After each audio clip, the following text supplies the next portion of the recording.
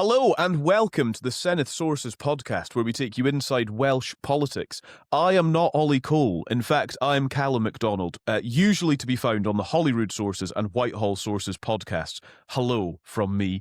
I'm here just for today while Ollie Cole gets well soon, we hope. A Welsh political nerd struck down on Caerphilly by-election results day is a cruel fate, but Ollie will be back soon.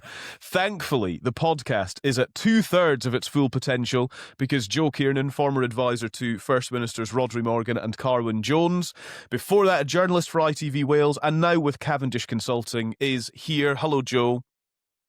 How are you doing? Did you have a late one last night? I didn't, because I've been on the breakfast shift all week, so I crashed out at about 9 p.m. and then woke up early this morning to plug into Caerphilly, which I've been low-key obsessed with for the last couple of weeks. Craig Lawton is also here, who was a candidate and advisor for the Welsh Conservatives, now at Grasshopper Communications. Morning, Craig. Morning, Calum. And how are your sleep levels? Yeah, not too bad. I was sensible. I had a very early night and then I got up quite early and have been assessing since then. I'm on far too much coffee and caffeine at this point, though, I would say. Yeah, fair. I was going to say.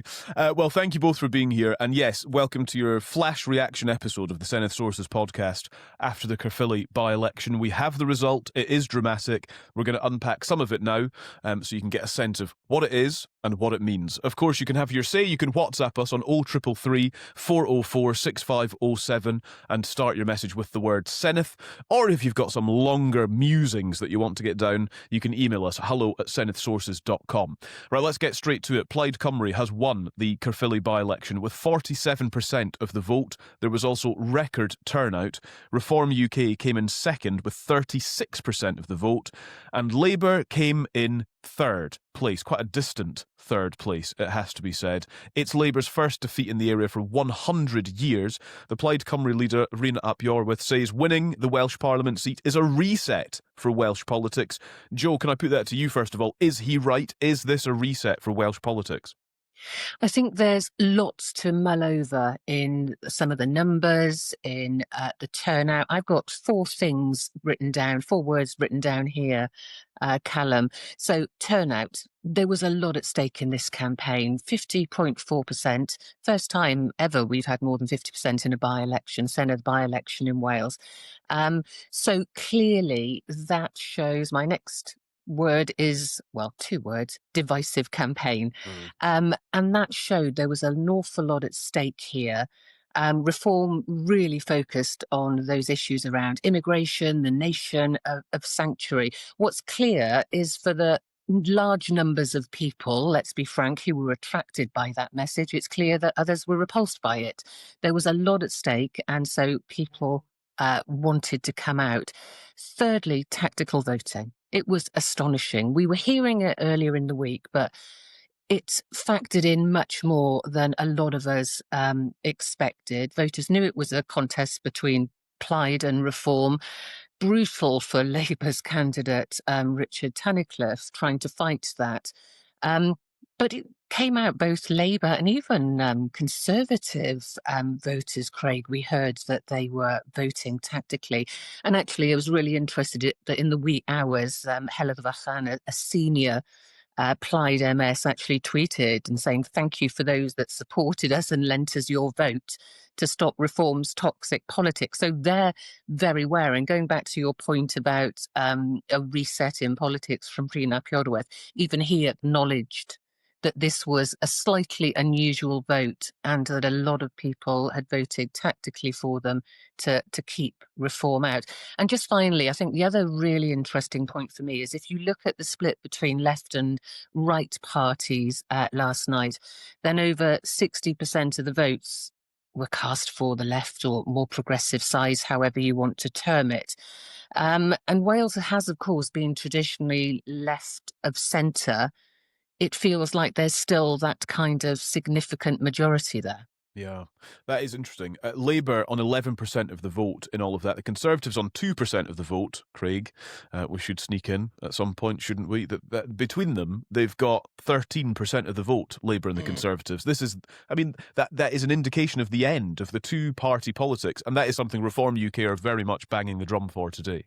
Yeah, and this is not new. I think we've got to remember this. So we got a sneak peek of this last year in the general election. Labour won a landslide election across the UK, but actually part of the reason they did that is because of that increase in the reform vote. And actually last year in 2024 at the general election, that was the first, as far as I'm aware, UK-wide election where the Conservatives and Labour have got less than 50% of the vote nationwide. So you could argue that if you look closely, the writing has been on the wall for a little bit. But what I would say this definitely is not for Plaid Cymru. This is not an endorsement for independence. I think that's very interesting. And there will probably be some people that say, oh, well, Plaid have won this. They're going to now push for independence again. Delyth Jewell, the deputy leader of Plaid Cymru, was on TV during the coverage, and she was asked why they weren't going to be pushing for independence in the first term of a Plaid Cymru-led Welsh government. And she explained and followed the party line. So Plaid have been very clear that they aren't going to be moving for independence. And I think that's part of the reason, potentially, why they were able to call on so many different sides to lend their vote from people that ultimately didn't want to see a reform victory. I mean, that doesn't work long term, though, does it, Jo? Because that is the essence of their very being. So it might win them a by-election. It might even win them a 2026 chance at government. But actually, they've got to get back to their core at some point. Well, the thing is, Plaid Cymru have already said that they're going to keep off the whole independence march in the next term. They've talked about setting up a commission, looking at it in the long term. They know that if they are to capitalise on the unhappiness with the two main parties, Labour in particular, at both ends of the M4, then they've got to focus on bread and butter issues. But as we've talked about before in this podcast, you've got to have policies that are going to be meaningful for people, that are going to improve their lives. But also, you've got to deal with a great deal more sympathy with scrutiny. And I just think that there are going to be some tricky moments in the months ahead for Plaid as they try and walk this tightrope. Yeah, and it is a tightrope. Reform UK, with 36% of the vote, is the equivalent of 12,113 votes. That is an increase of 11,618. It shouldn't go unnoticed that there is a march there for Reform UK, Craig. Yeah, certainly. And if you look at the stats over the last couple of years, back in 2021 at the Senedd election, their candidate got 342 votes. That's 1%. I know it's on slightly different boundaries, but in 2024, last year, they got over 7,500 votes. That's 21%. So we're seeing a significant increase. And again, the writing has been on the wall for some time. And what's interesting, and again, there's a lot of ifs in this, but if we take this result and we implement it across the whole of this wider constituency that we will see in next year's Senedd election, the D'Hondt system would give us 3 Plaid Cymru MSs and 3 Reform MSs from the wider seat.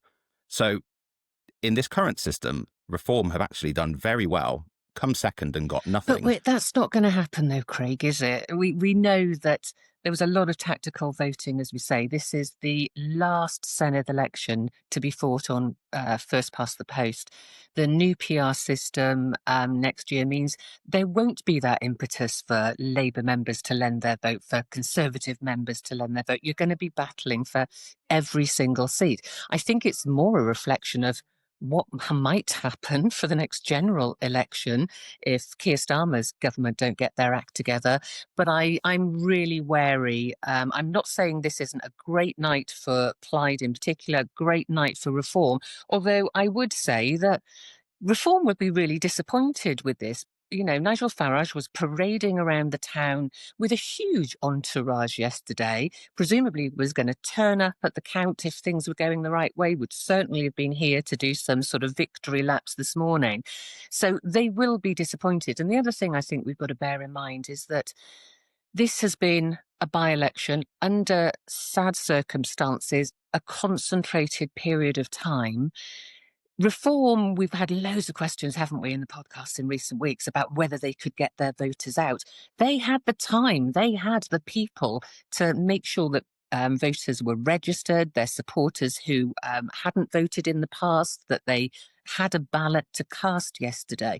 They can't do that in every single one of the really large new constituencies that we're going to have next May. That's a fair point. I would come back though. So I think on the tactical voting issue, yeah, we can assume that there won't be tactical voting in next year's Senedd election.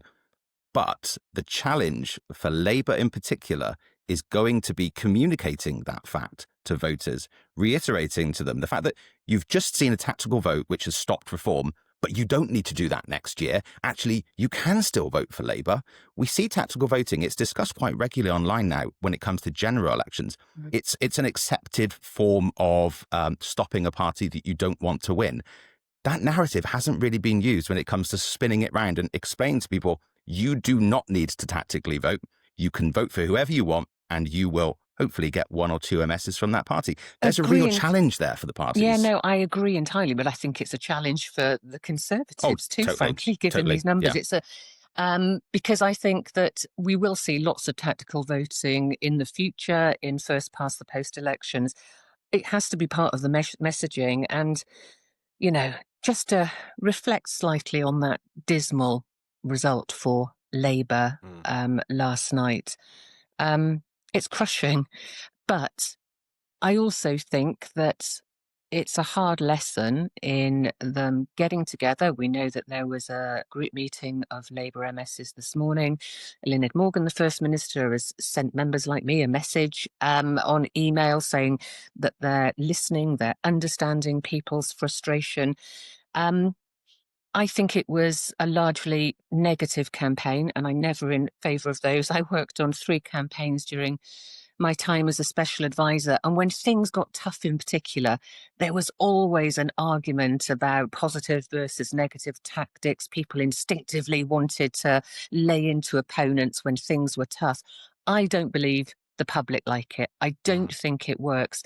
So I really think that when the dust has settled, and they haven't got much time to do this, they've really got to start thinking about what their offer is.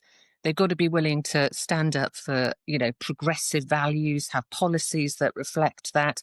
You can't be all things to all people. And they were trying to see off a bit of a Plaid march, a reform march. I think the messaging was just really muddled. So look, find your lane, get there, and show people how you can deliver and make their lives better. But part of the messaging in that has to be no tactical voting in May, that if you want us, and we know, Craig, don't we, that the margins for that 6th seat in particular are going to be tiny. It could be just a handful of votes in some places. So if you want decent representation from the party you favour most, you've got to vote for them. Do we actually think that Labour are going to come together, though? Because even just watching some of the narrative that I was seeing yesterday from some of the representatives being interviewed, there was a discussion about ultimately who was to blame. And are we not going to have a continuation of UK Labour looking at Welsh government and Welsh Labour and saying, you've been in charge for 25 years, this is your watch? And we're going to have a Senedd Morgan and Welsh Labour looking at UK government and Keir Starmer saying, look what you're doing across the UK, you need to set a different tone. Are we actually going to see them come together, or are we just going to see a continuation of that butting of heads? Well, do you want me to answer that? I will. I think there's a lot at stake for both of them, frankly. They can butt heads, or they can knuckle down and show that they're delivering, because frankly, both of their futures are at stake. Keir Starmer's equally, I think, if the reform march continues, you see 2 nationalist governments in Scotland and Wales after next May, there will be questions there too. And I think people were expecting a bad night, but this ought to concentrate minds. Yeah. It's interesting. Professor Sir John Curtis, the polling expert, was on the Holyrood Sources podcast at the start of this year. And he said in the Scottish context for May 2026, it would be a blame election. Who the electorate blames most for the problems they're experiencing at that point and in the run-up to that point. Will it be a UK Labour government, or will it be an SNP Edinburgh government? And I wonder, guys, if I could put that to you. Craig, you mentioned the word blame in a slightly different context a moment ago, which made me think of this. Is this by-election been a blame by-election?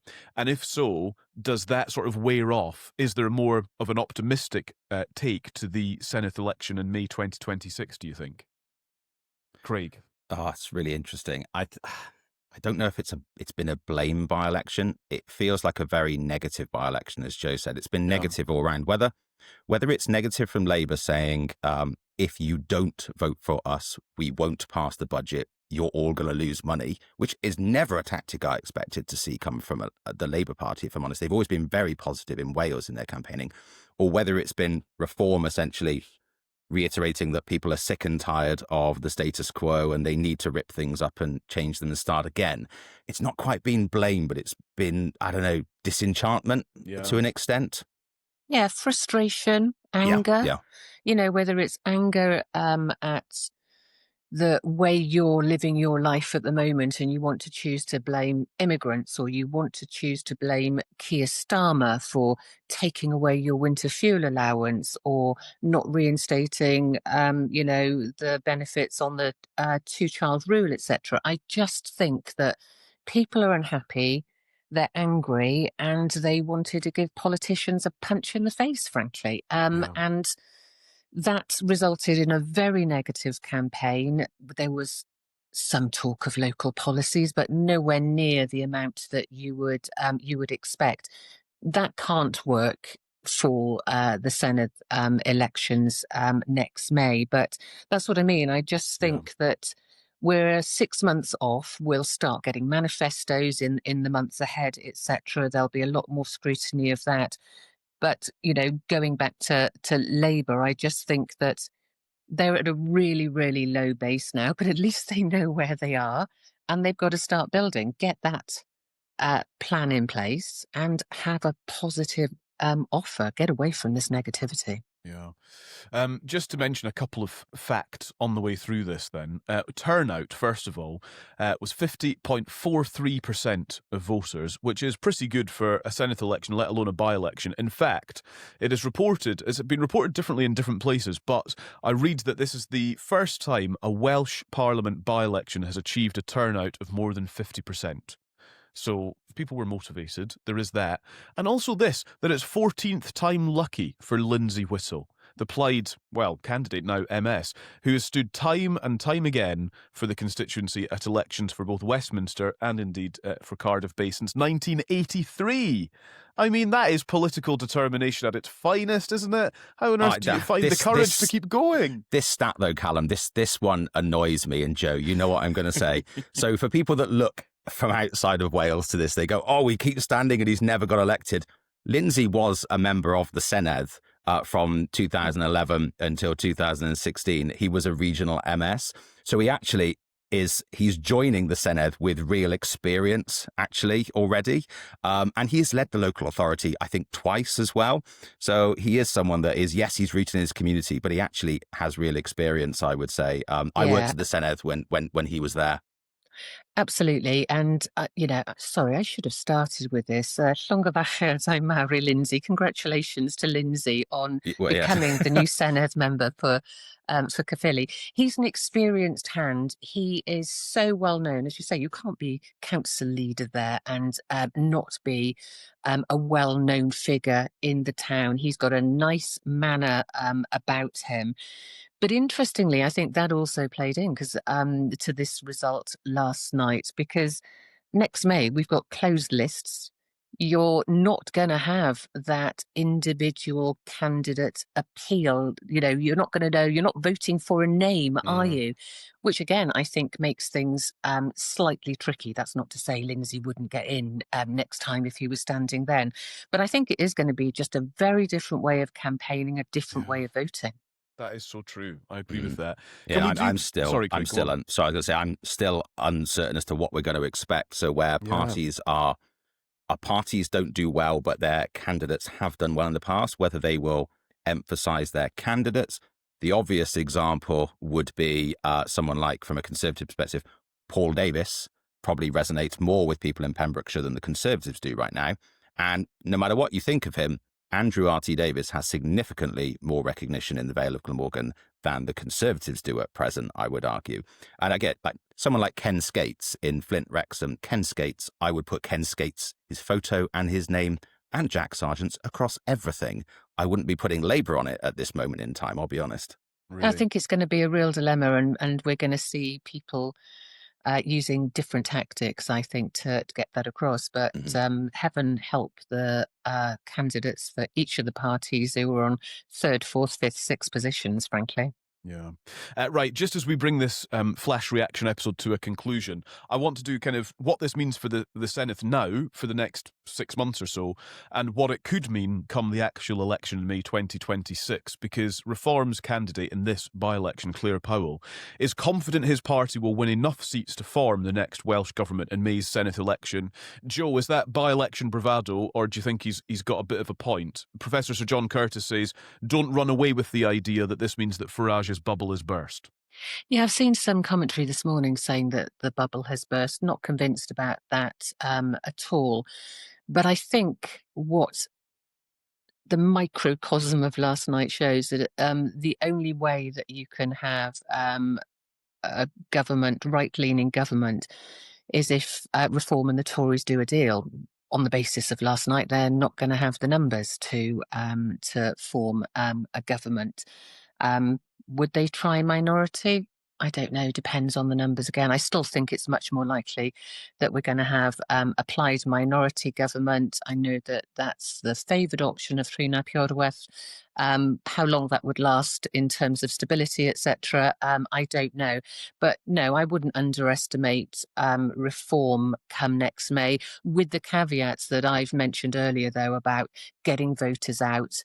And just how organised they'll be when they're actually working across Wales as a whole, and some, as I say, huge constituencies. Some of them stretch from sort of like, mid Wales down to the South Wales coasts. So some caveats in there. Yeah, I mean, if we take the presumption that that Reform vote essentially is about where it's going to be, whereas actually some of that Plaid vote in this case will move across to other parties when you take out the tactical voting, I still think there's a genuine likelihood that Reform will have the most members of the Senedd after the election. That's different, though. They might have the most. Oh no, no. Forming a government, I think. Oh no, I was being very thing, careful with what I said there, Jo. No. Reform could well have the most MSs, but can they form a government? As you say, probably not.